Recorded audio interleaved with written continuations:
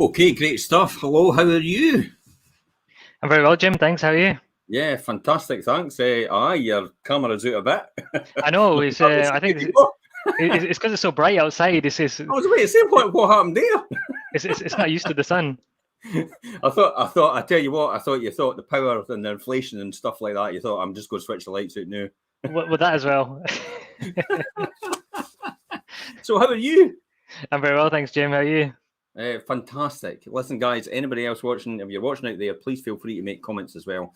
We are talking today about mortgages. I know for some people it's not an exciting subject, but I'll tell you what, it doesn't take money to make money. It takes debt. And there'll be a lot of people going, whoa, wait a minute. It doesn't take money to make money. That's a complete lie.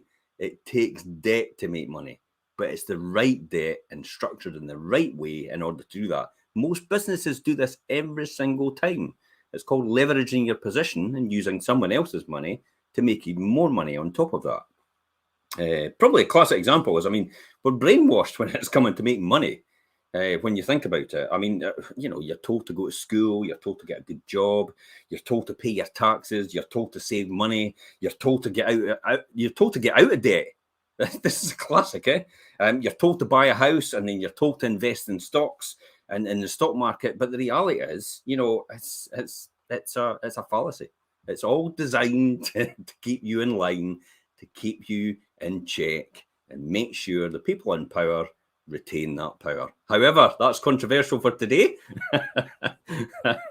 What's your thoughts on this, Kessar? I agree with you, Jim. I read a book called Rich Dad Poor Dad probably around 2014, and it was a mindset shift for me because I was like, wow, I always thought, debt was bad as well initially, and then just kind of, it's a huge mindset shift for you to kind of get into the sort of a position to understanding, what is a good liability and what's a bad liability. Buying a sports car or something would be a bad liability, but having an investment property that gives you cash flow could be a good liability because it's giving you positive cash flow. So, yeah, it takes a while to get your mind around that, though. Well, I tell you how I got my mind around it. I used to look at the big major corporations, and when they made a loss, right, I had one buy-to-let at the time. I remember that one. And it was way back during the war. Uncle Albert. So it was a way back when I first started, and I had one property, and I used to think to myself, well, I'm only making £100 a month or something like that extra over and above. But I used to sit and reflect on it, and I used to think, wait a minute, Enron, for example, I know what all happened with Enron. Enron's making a loss. Now they're turning over billions, right? And they're making a loss. And I've got one buy-to-let property, and I'm making a profit. And I'm taking less than an hour a week to look after that money. That property makes money, and they're spending all their hours and having to spend all that money to generate a loss. And that's how I used to think about things, and I still do to that degree. It doesn't take a lot if your mindset actually changes, doesn't it? Yeah, seems too good to be true, doesn't it? It is, but there's a classic example, classic phrase there, exactly what you said, Kessar. A lot of people actually think that if it's too good to be true, it probably isn't. It probably isn't. And the reality is, or it probably is, what I was going to say. The reality is, that's not often the case. I go back to reflect when I started buy-to-let, I really didn't have anybody to look towards, and I used to sit and think, surely everybody would be doing this. There must be something wrong. Maybe people feel like that today. Did you feel like that in the first instance? Absolutely, yeah. I kind of started properly investing. I invested with family pre-2008, but by myself, sort of from 2010, we didn't have shows like this, at that time. Yeah. So we're in the information age now where people have access to all this, but we didn't have that back then. Yeah, it's that's it. Really, there's a lot of information out there now, and admittedly, it's free. But then you've got to make sure you get the right information and you don't digest the wrong information. You know that yourself. Yeah, absolutely. Yeah. So would it surprise you to say, if I said to you that 63% of people don't know how much they need to earn to retire? Being in the industry I am, no, it doesn't surprise me, but it's still shocking, isn't it? Because that was a Schroders personal wealth money mind report. And they actually came up with that in 2020. They actually realised that 63% of people don't actually know. I mean, a lot of people actually spend more time planning their own holiday than planning their wealth or their retirement, don't they? Yeah, absolutely. Yeah, often it can be like a taboo subject as well that we don't want to talk about, but yeah, it really needs to be kind of brought up. And Why do you think we don't want to talk about it then? I think culture is a big thing. Just in generally, we taught, well, even by sort of our elders, parents, and stuff like that. Generally, we tend not to talk about money. It can be seen as being, chauvinistic or arrogant or that sort of stuff to talk about money as Yeah. well. Mm-hmm. Mm-hmm. But would you suggest? I mean, here's one I want to talk about now as well in the introduction. I'm going to talk about Mick had actually sent me a question, and I'll talk about that in a minute, Mick. But the one thing I want to explore: would you pay to get advice from someone else more successful than yourself? 100%. Yeah. Yeah. Was there a point in time you actually realised? Was there a point in time before that you thought to yourself, no? And what was that mind shift that then said yes? Yeah, absolutely. Yeah, I suppose kind of went through a stage where you're kind of, almost arrogant. You think that nobody else can kind of, if somebody's teaching you something, ultimately there's, is it a scam? All that sort of stuff. But I Yeah. actually realize that there is good people out there that can help you. So even in my mortgage business, I've got a mentor as well who helps me to get to that next level. But yeah, sometimes it's kind of get into that initial stage where you've got a little bit of money coming in to then be able to afford for that mentor as well. And when you don't Yeah. have that money, you're potentially not in that position to accept that advice and help. Can I argue the case though? You'll never have that money unless you have the mentor. True. Yeah, absolutely. Because Yeah. that's Yeah. how I looked at. That's how I looked at it in the beginning. People will find money for what they want to do if they really want to do it. Yeah. Does that make sense? Because often I used to have people. I mean, we're talking about years ago, where you'd say, "Look, you need this," and they would go, "Well, I don't have enough for that." You're only talking about £5 or something. It's like, okay, so if your shower broke tomorrow in your house, and you didn't have any hot water to wash in, what would you do? Oh well, I'd get it fixed. Okay, so where did you find the money then? And Exactly. that's probably the classic example, isn't it, of people will find the money for the things that they really want to do. Now, I'm not selling you anything, by the way, folks out there. Kessar's no selling you anything either, but we're just pointing out the obvious so people understand and you get that mindset change. Remember, you'll never be 100% ready.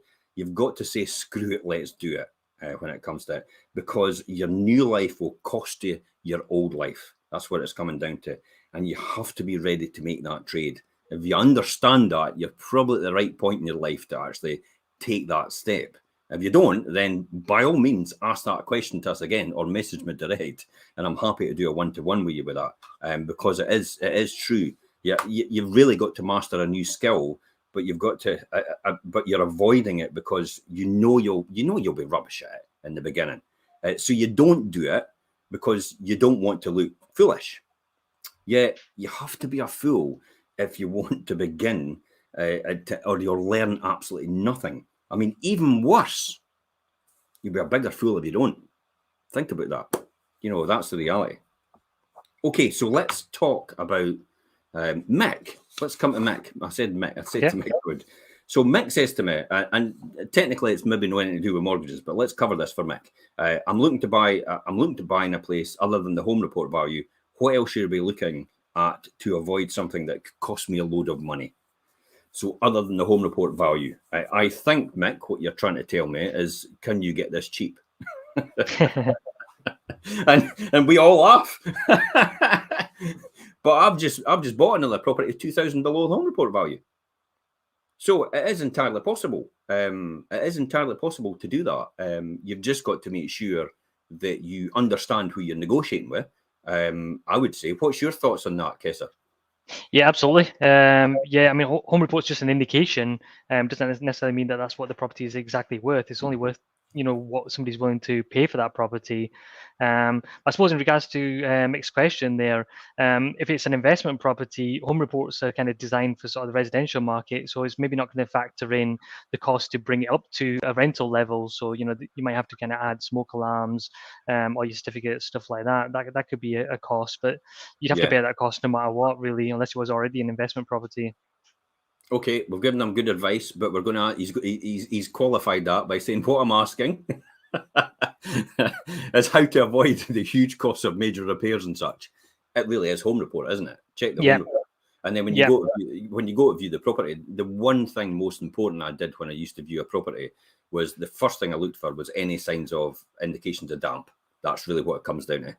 And he's actually said it there. He's just got me right at the back of that. It said rising damp.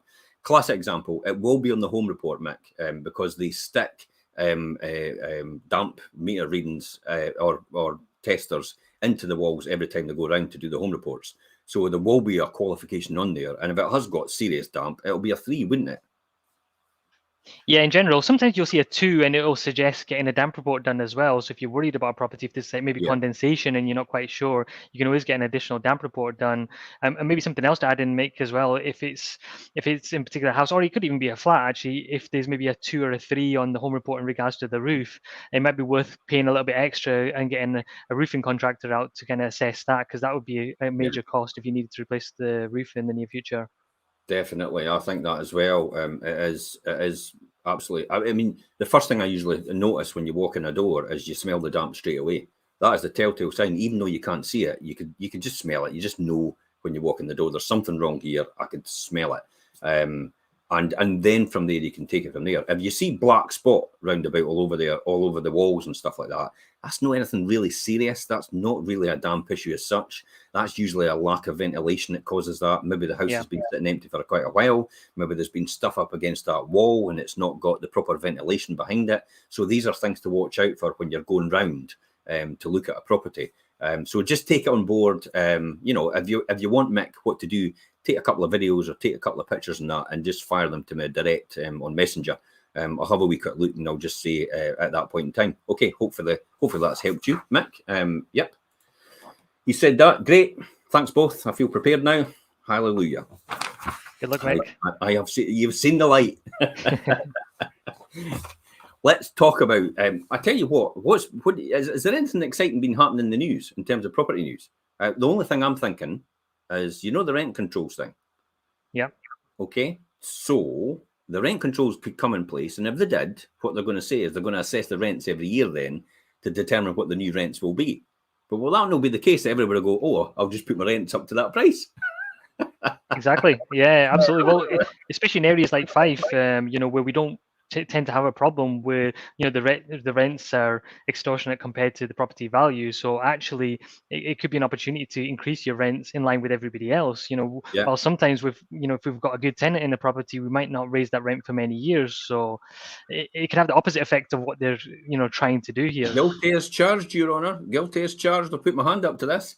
I've had 2 or 3 properties actually in Glenrothes. I've actually had them, and the tenants have been there for about 10 years, and I have not increased the rent in the last 10 years. And I'll be honest and hold my hand up and say you're probably talking about £100 a month extra. So if they put rent controls in and they tell me the rent should be that price, it's kind of just an indication to say, oh, okay, there's an excuse to put up all the rents. And you just blame Patrick Harvey. I know. Let's talk about mortgages. Okay, so the first thing about mortgages I would like to know is, what is the difference between what is a repayment mortgage and what is interest-only mortgages? Do you want to take it from there, Kessar? Do you want me to cover some things as well, or?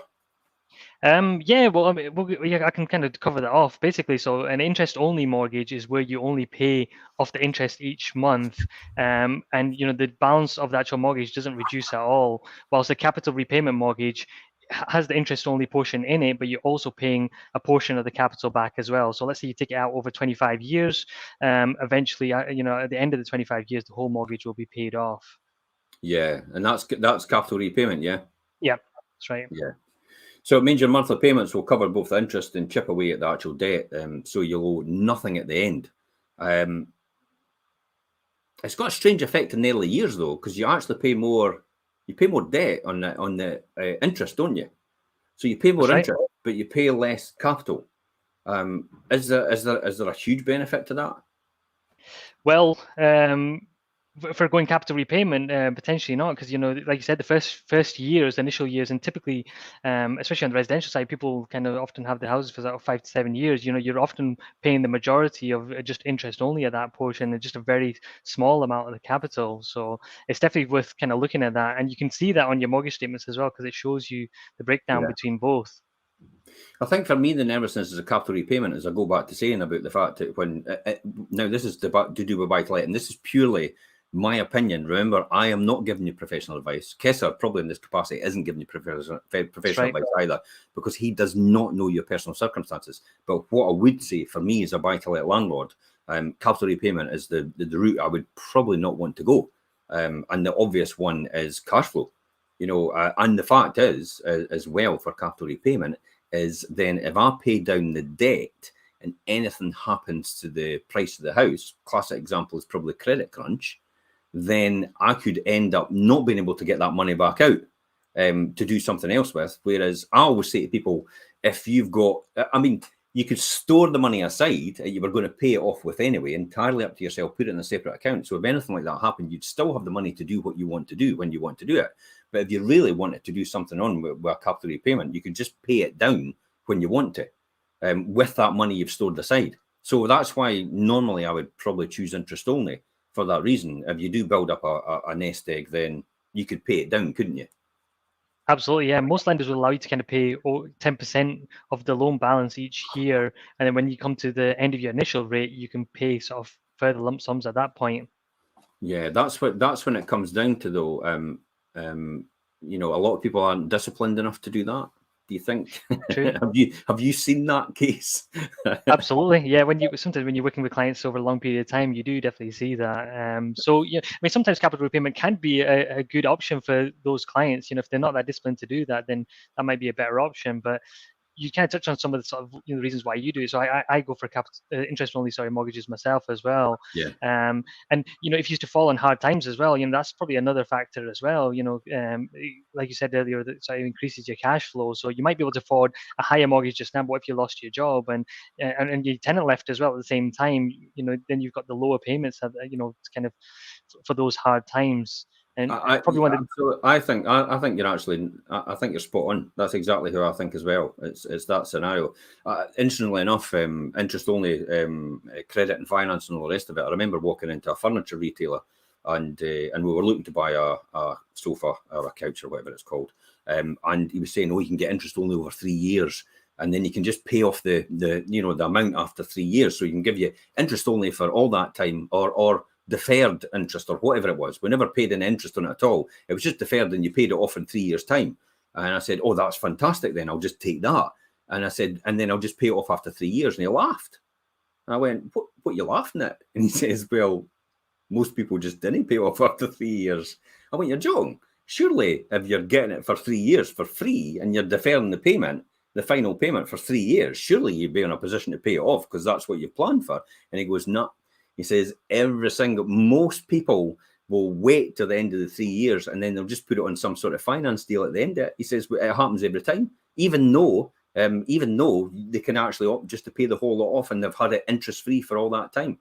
I'm amazed that that is our culture and that's how we work. But does that not go back to what I said about, go to school, get a job, save money, pay your taxes, pay off your debt in your house, have no debt at all, invest in the stock market. Invest in the stock market. Probably the only person that makes money in the stock market really is the pension companies, as far as I'm concerned.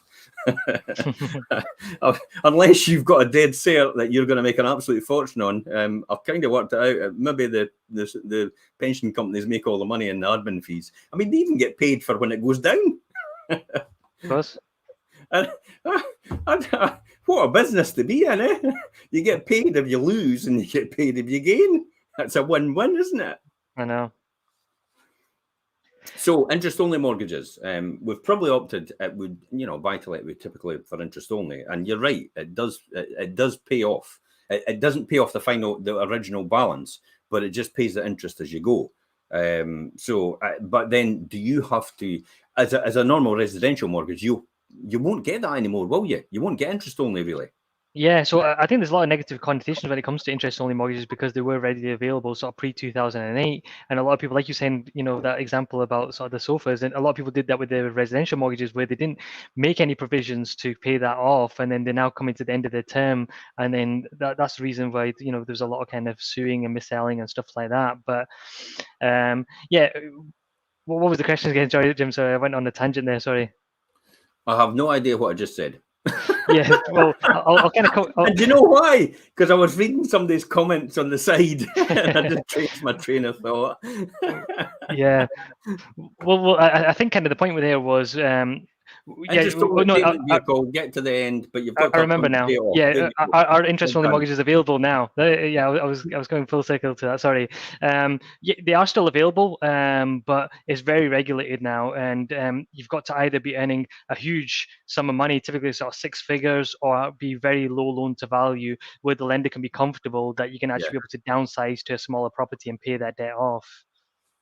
Yeah. Okay. We'll take a couple of comments actually, Kessar. James is actually saying back to the rent controls. I had a current conversation with another property investor, and he said his current property is actually below the LHA allowance, which is a local authority allowance for universal credit. So it shows you straight away there that they've got I tell you what, they've got a ticking time bomb. It could come back to haunt them. Yeah. Tommy actually says no fees or fees included onto the mortgage on interest only in area that doesn't show fast growth on property value. What's your thoughts on that? Would you include in the mortgage or pay them off? It's a great question, Tommy, and I think it's a big consideration that you need to take into account. Often most properties are increasing in value year on year, but not all areas and all types of properties will. So if you do add your fees to the mortgage, when you come to remortgage time again, and if it's a short period of time, let's say 2 years, you might have to then put that money back in to kind of bring it down to, say, sort of 75% loan to value. Yeah. In terms of me personally, I would always just include it in the price of the mortgage. My numbers are actually quite good. You know yourself, Kessar. I look for high margin, high return properties. So I've got huge amount of scope for any things that could happen or on probability analysis, risk analysis, stuff like that. So if there's any swings in interest rates, any swings in occupancy rates, any swings in anything else that could affect that, like maybe you can only get a 1-bedroom person at the time for a 1-bedroom allowance as in a 3-bedroom, just because you need to get it filled, then you can take that rent hit as well. So that's how I tend to do it, and putting on that, because at the end of the day, if you have maybe 10 of them and they've all got, for example, £2,000, because some people opt for the £1,900 arrangement fees, then when you think about that, that's about 20 grand. And 20 grand could effectively get you a deposit on another property. So if you then add that all in, you've got a deposit on another property at the same time. So I think, for me personally, I always add it on for the arrangement fee. So hopefully that's giving you a wee insight, Tommy, into that. Deborah actually said, up to what age can you get a residential mortgage? Now, this is for personal. And what type of mortgage would be available? Heard about a lifetime interest-only mortgage. Would you recommend them? Yeah, so I'm actually qualified to do lifetime mortgages, but in general, sort of residential mortgages, most lenders will go up to age 70. Whilst we have some other lenders that will lend up to sort of age 75 for like sort of company directors, people in sort of non-manual roles, that sort of thing. And typically, if they can see that you're contributing towards a pension, and actually, we've got some lenders that will lend up to age 80 for sort of similar clients as well. They just want to typically see that you've got either investment properties or a pension or that sort of thing. So on the general residential side, between 70 to 80. Between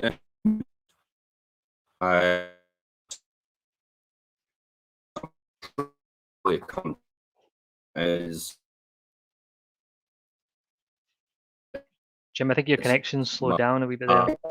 Okay, guys, broadband's swinging a bit. I don't know why, but we'll get there. Okay? Yeah, you're back now. Perfect. Okay. So one question is, why are the longer fixed rate deals expensive?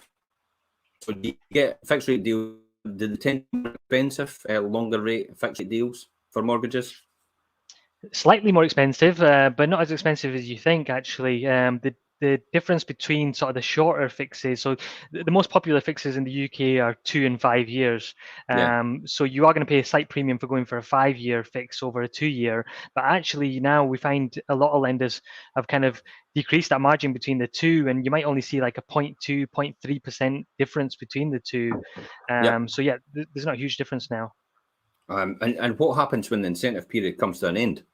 Because there's always a wee incentive period, isn't there, at the beginning? Yep. So so what happens when that comes to an end? Well, a few things can happen. If you do nothing, you can go on to the lender's standard variable rate. Yeah. So standard variable rate typically is a lot higher than their kind of incentive rate that they've given you. You might be able to then reapproach that lender and get a new product with them and take another incentive rate with them, or you can remortgage and go to another lender. And this is when we talk about the difference between fixed rate and variable rate. So if I'm right, I think it's never a choice that's easy, is it? If I'm right, I think the fixed rate is in return for signing up, the lender agrees to give you maybe a short-term special rate for the fixed rate deal. Regardless of what happens to interest rates with a fixed rate mortgage, your repayments are fixed for a length of time.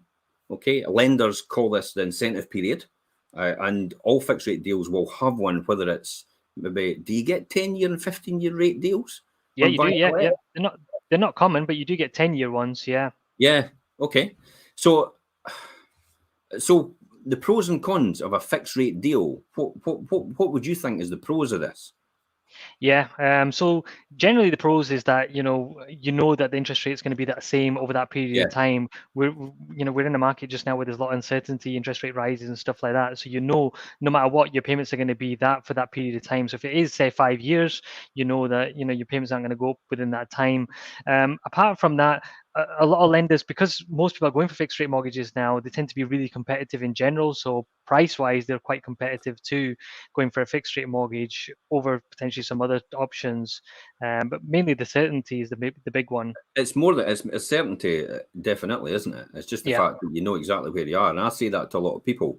You know exactly what you're paying, meaning you can budget around it. If interest rates fall, you won't see the payment drops go, though. So that's the other one as well. It's like, oh, you fix and then interest rates drop, then we're stuck. It's like, wait a minute, I could have got a better deal.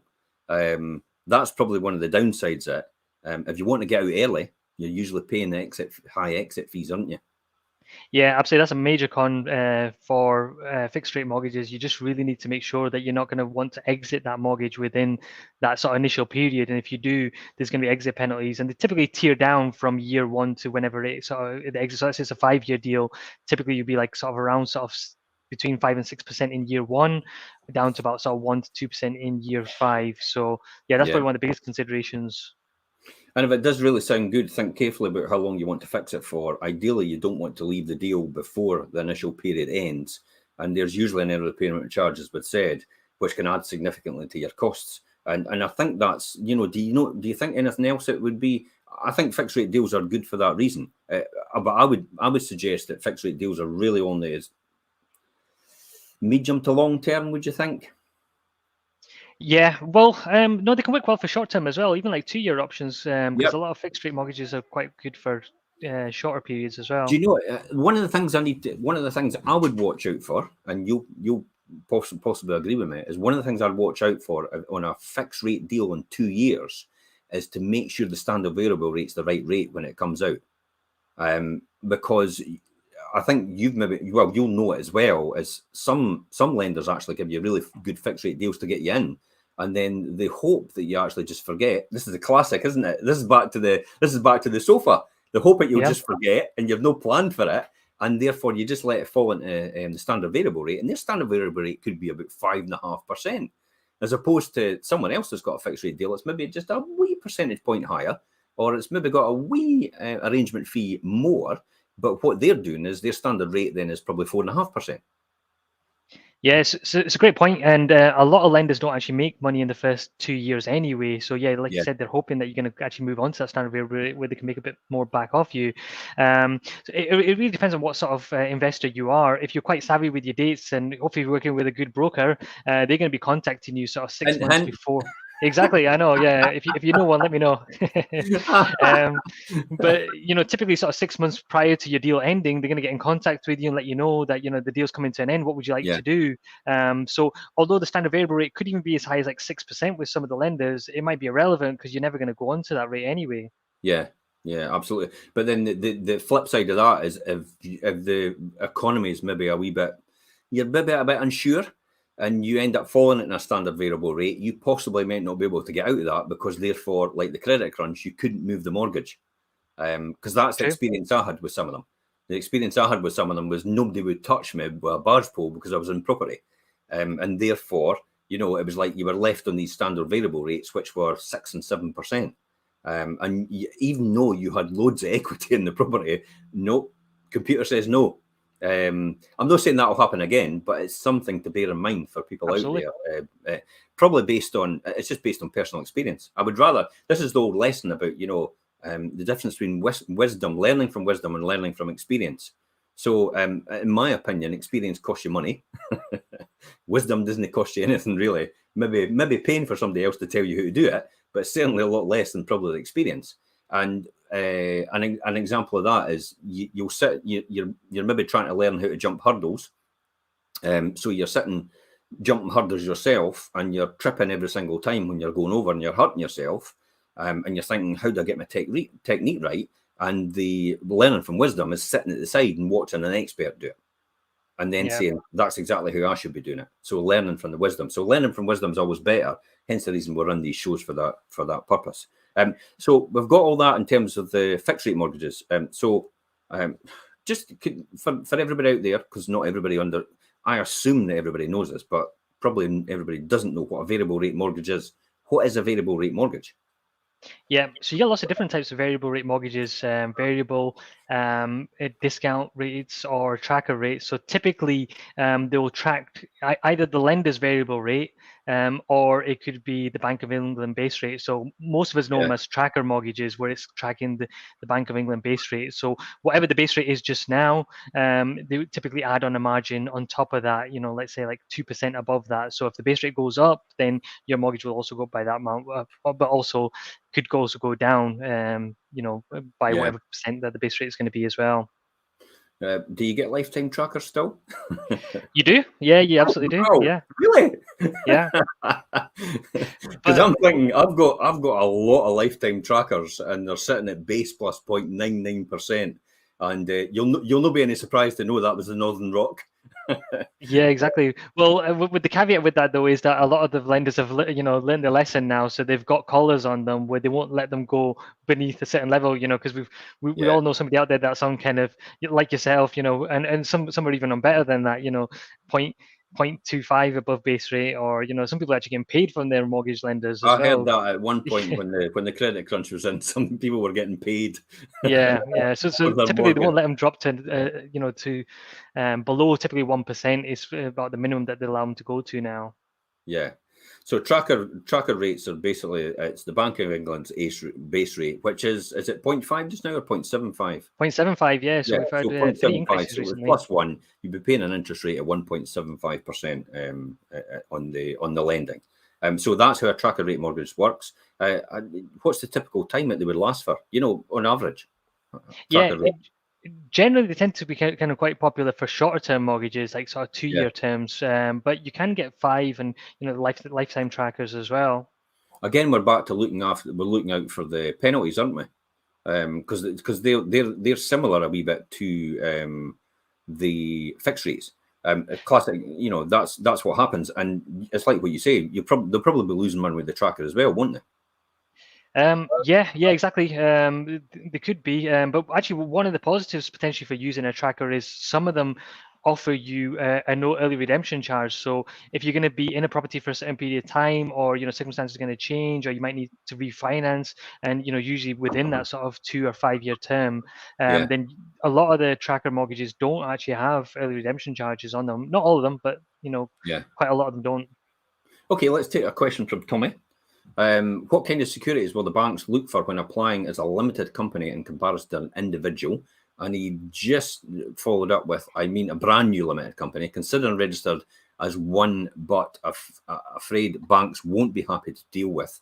Should I build portfolio, then transfer to limited company? No, don't start in your limited company straight away, Tommy. I could tell you that right away. I've learned the lesson. I built portfolio in, well, it didn't exist at the beginning, Tommy. So just tell you example, 30 years ago when I first started, everything was put in myself and my wife's name. Then obviously, you know, the interest deduction at lower rate was put in place with the change in taxation.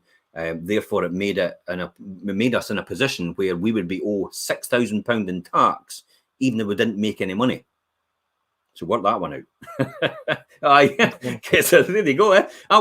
We were taken as an example by Roger Mullen of the S&P, because with the Treasury Select Committee, to actually say that, do you realise this policy is absurd, because 1 in 4 landlords will actually face a tax bill even though they don't make any money. And their answer to that was, well, we're not really bothered. It'll work its way. It will work itself out. And I know there's people still suffering with that today. But, you know, luckily enough, we had a lot of margin, so we were able to do things like that. So my advice straight away is to say, start in a limited company straight away, more than likely. That's probably the right advice right now. But again, it's taking the right advice from your accountant, and also taking advice from somebody like Kessar in the process. But let's jump back to that, Kessar, just to say, I'll recap that. What kind of securities will the bank look for when applying for a limited company or as an individual? And I mean, brand new limited company from the very beginning, and getting a limited company to get a mortgage for future investments. Okay, so what's your thoughts on this? What kind of things would they look for in the beginning? Yeah, it's a great question, Tommy, and it's a question I get asked quite often. People tend to think that you need to have a trading history in the limited company. You know, you need a couple of years behind you, but that's definitely not the case. You can set up a limited company today and get lending straight away. They will base it on you as the director and shareholder. So if it's you and somebody else as well, it'll be both of you in that limited company. They'll still take personal guarantees typically. Pretty much all the lenders will take a personal guarantee. So just view it as the same as you get in a buy-to-let mortgage in your personal name, but more as a tax wrapper that you're investing in the limited company. They'll still assess your personal circumstances as well. That's a great point, Kessar. It is really. They do still take personal guarantees. So this limited company, about hiding behind a limited company, you can't, because they will take personal guarantees as the directors of the company. And I love the way you said that. It's really a tax wrapper. Yeah, I think it's one of the kind of simplest ways to understand it. And they're going to take security over the property as well. Ultimately, you know, that's the main security that they take in. So you can get lending from day one, which is the main answer there. Do you get, I mean, we've talked about tracker mortgages, we've talked about standard variable rate mortgages. I mean, you know, is there any benefits to using standard variable rate? Probably just, you can move anytime you want, really, can't you? Yeah, generally. So for property investors that want to use tracker mortgages, they may want to use them for refinancing the property quite quickly, and then moving it off that initial mortgage. And if they've added value to that property, they might want to extract that equity back out. But there's not as many tracker and variable rate mortgages available, in particular in limited companies. So they're few and far between. Is that because they know what people are doing? Yeah, but a bit of that, and the market's quite small, in particular in the limited company space, and generally the lenders have kind of gone for the fixed rate mortgages. Yeah, because it's like what you say, the first couple of years is probably a loss leader to try and get you in the door. My father always said it's a sprat to catch a mackerel, ultimately. So discount rate mortgages, do they exist still? They do, but again, few and far between. But yeah, I mean, I had a quick search this morning just before we came onto the show, just to see, you know, what options were available on a typical sort of £100,000 property, and some of the discount rate mortgages were actually kind of top of the table there. So yeah, they still do exist.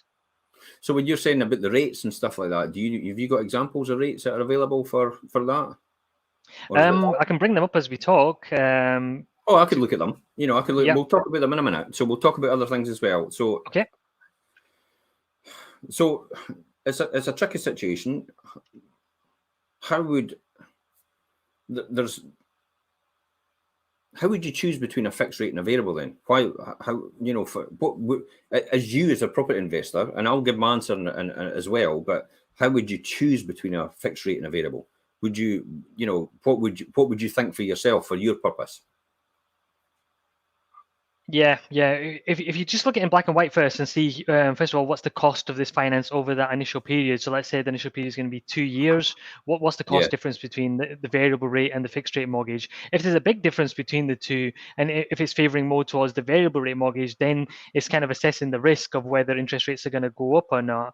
But generally, as investors, if we're going for a variable rate mortgage, it's maybe because we're hedging our bets on the fact that interest rates might drop and it'll be in our benefit. But at the moment, in the current climate that we're in, there's potential interest rates rises, in the near future. So if that's the case, then you need to kind of, build that into your costs as well. I have a sneaking suspicion interest rates are going to come down or stay the same.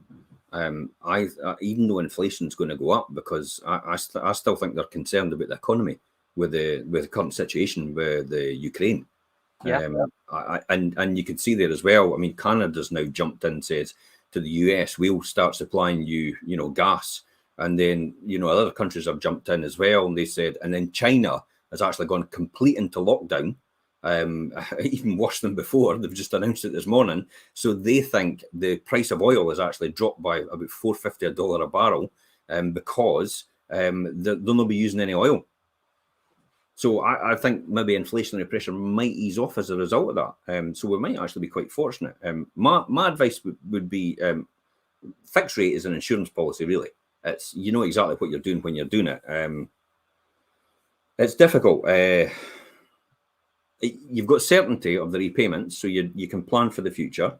For someone who can only just afford the repayments, then if you're on a variable rate, you're really gambling. Yeah. So you're probably better to fix rate. My experience from, you'll not remember this, Kessar, but when interest rates went up to, yes, 15%, in the mid, I think it was the early 90s, or late 80s, interest rates went up to 15%. And I was quite fortunate because we were on a budget mortgage, which meant the interest rate got set once a year. And it just so happened it got set at 9%. So by the time it had jumped to 12 in the year and then jumped to 15 when the ERM, the exchange rate mechanism, went into chaos and free float because of the Chancellor, interest rates had to go up to 15%, they said, in order to solve it.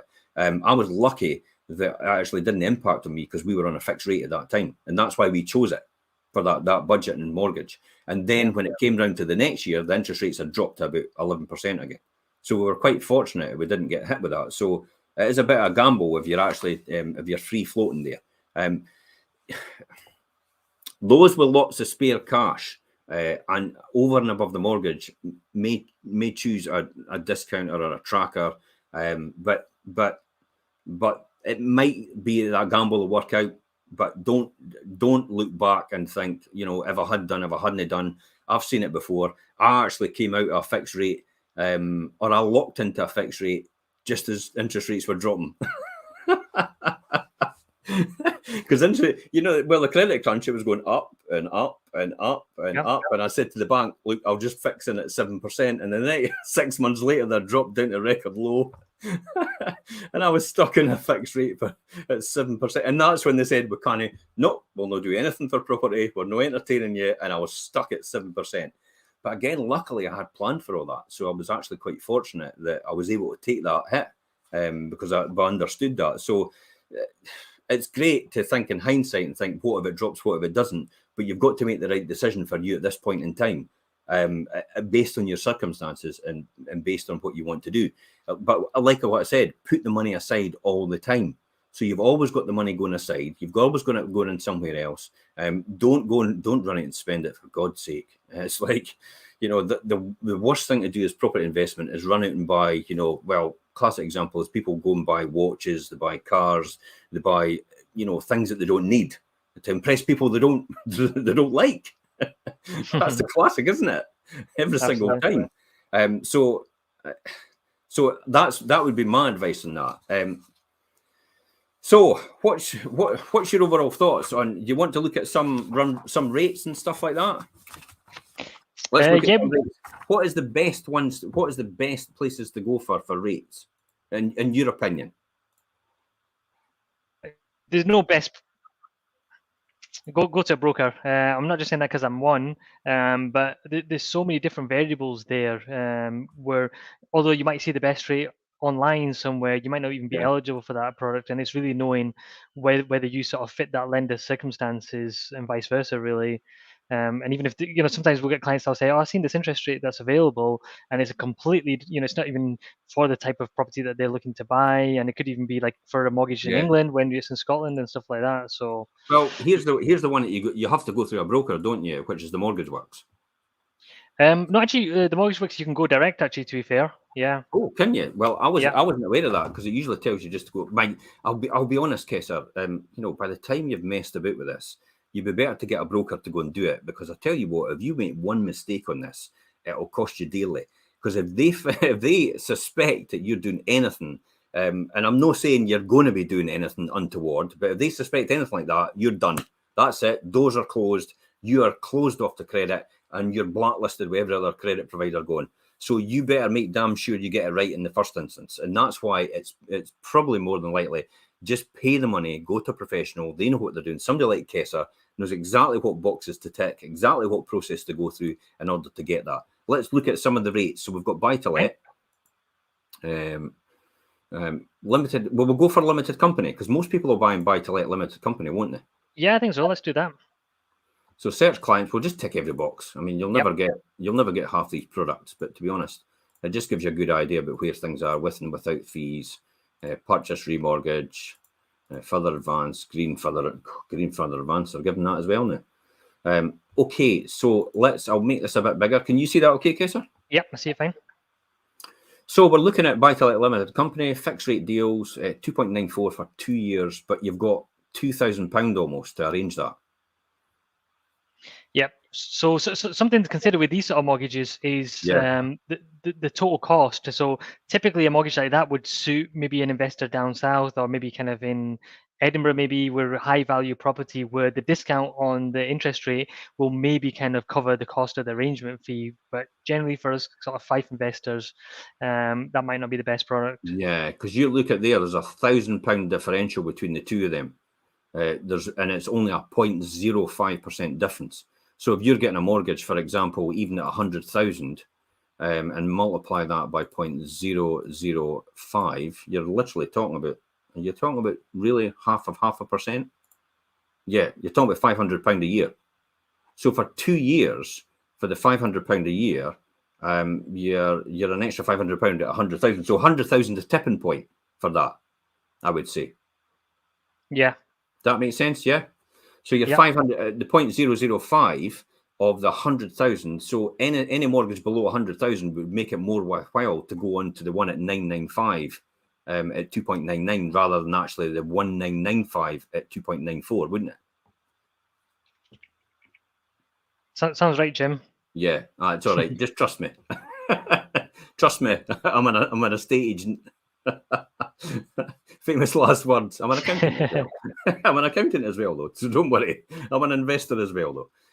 So that's the tipping point for there. So you're right. If you're buying high value properties, it might actually make it worth a lot more while. There's a 5-year deal for 2,000, so 2.99 again. And the next. Sorry, Jim, just on that. So I was thinking that might, because it sounded maybe too good. But the 0.05 is £5, a month. So it's all right. So it's negligible. Yeah.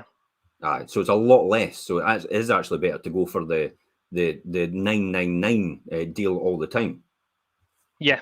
Well, dependent. I mean, because also if you scroll down there's going to be options available with no arrangement fees, and then it's kind of calculating. Yeah, there you go. You've got these products now as well. So although the interest rate does look higher, but actually, especially over 2 years, because it's quite a short period of time, you might not recoup that saving going for an arrangement fee, and it might be better off going for one without an arrangement fee. So you're maybe talking about 0.4% for 2 years. See that there? With none. Yep, exactly.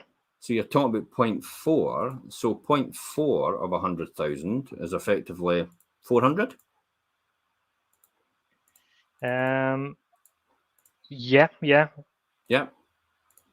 I'm glad you're keeping me right. You're talking about 400. So 400 over 2 years is 800. So therefore, you're dropping down a significant amount from 2.99 to there. Just go back 2.99. Yep, 995. So you're still actually better going for the 0 one then, eh? And that instance. Yes, It'd be around 400 a year, wouldn't it? So then over the 2 years, Yeah. it'd be 800. So it's not that much in it, but there's still a saving there. But then the flying ointment is, look, variable rate, 5.24%. Early repayment charge, 1.5%, and then 1%. So in the first year, you're 1.5%, and there you're 1%. I wonder if it's just the same in this in the same scenario and the other ones. It should be, but let's check it. So jump back to the 2. 5.24 available for the first time. Yep, exactly the same. Yep. And just check that one just to make sure. Yep. That's a high variable rate of 5.24%, eh? Yeah, but this is quite typical for buy-to-let lenders. And it was interesting, your comments earlier on, obviously, about the 2008.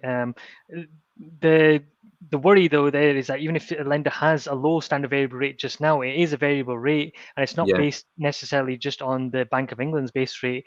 A variable rate set by the lender is variable based on their own costs as well. So you might find a lender with a low standard variable rate, but they could increase that, say in 5 years' time. But then you've got to factor in the fact that it possibly might be the case that you could be paying 5.24% at the end of this. Yep. I think that's probably one of the things that I would factor in. So what would happen if it did go to 5.24%? It is again, I come back to my classic scenario on my spreadsheet. Have I got it here? My investment return revised. Whilst you're bringing it up, the good thing is that if you're not that analytical, the lenders also stress test the property as well at typically 5.5% too. So, if interest rates were to rise to that level, they want to make sure that a property can still wash its face with the rent that's coming in. They're required to do that, aren't they? Yep, yeah, by law, yeah, that's right. So unlimited company, the stress test is slightly lower, where they stress test the interest at 125% of the rent, but the interest rate itself, 5.5%. For products less than 5 years, for 5-year and higher products, they're allowed to stress test it at a lower level, typically 5%. Yeah. Now, so here's a classic example. I'll take it on the purchase price I just paid recently for something. Okay, so stamp duty 4%, deposit 25%. Your mortgage interest rate was 2.99. Yep. Your arrangement fee was, for that, it was £1,000, so probably about round about there, 2.2 or something. Yeah, round about, kicking the backside of it. That type of property would rent for 475. I know that because I've got one already like that. So in this scenario, we're sitting at 364.23, 12 months occupancy rate, of cash after the mortgage is actually paid every month. Your gross yield, this is the difference. This is a classic. So right here is the gross yield, 9.8% if you buy cash. So if you're paying cash, that's what it's going to cost. I better put 2,000 in for legals and a couple of repairs because it's got a couple of things to do to it, just certifications. So if you pay £2,000, if you pay all in cash, you're 9.8%. If you use the bank's money, you leverage that position to 30%. That's a huge difference, isn't it? That's a 20% leverage. Your overheads, I assume, at 30%, and then you're coming out with a net profit of round about just over 2.5, 2.6, and your 14% net return on deposit on what you've got in, which is 18,820, which is a combination of stamp duty, deposit, and the legals and a wee bit of refurb. Make sense? Yep. Okay, so let's stress test, and we'll do a quick. If that goes to 6%, we're fine. The one. See the stress test for me. I do here for just break even, but I also do here because this is the only thing that needs to be paid. Because this, at the end of the day, could be variable. Because this is all about managing it, and if it came to it, you manage it yourself. If it did come to it in crisis, you would be able to manage it yourself because it is a variable element.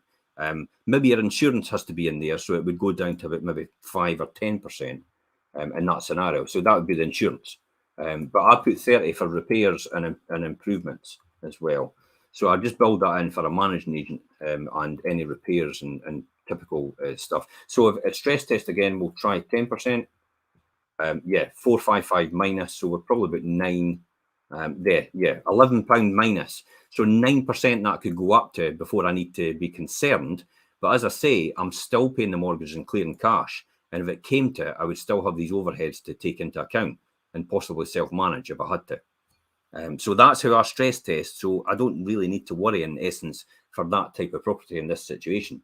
Another one I would do here for stress test, I would just say, look, if it was occupied for 6 months of the year, where would I be? I'd still be making money. So it's if I was occupied for 4 months of the year, I'd just break even at 4 months. So I'm happy with that. And then our stress test, as I said before, about the tenant, possibly I might have to reduce the rent because of circumstances. If I went down to 350, that's what it was many years ago. Where were we there? I'm still making money. Look at that. I'm still making 9% almost net return. It's like, that's what folk are making now and jumping for joy. That's right. And then if you did go down to 200, I will never do that, to be honest. You're almost about to the point of break even. But you've got a huge leeway there in terms of margins to make sure. So is that the kind of thing you stress test yourself, Kessar?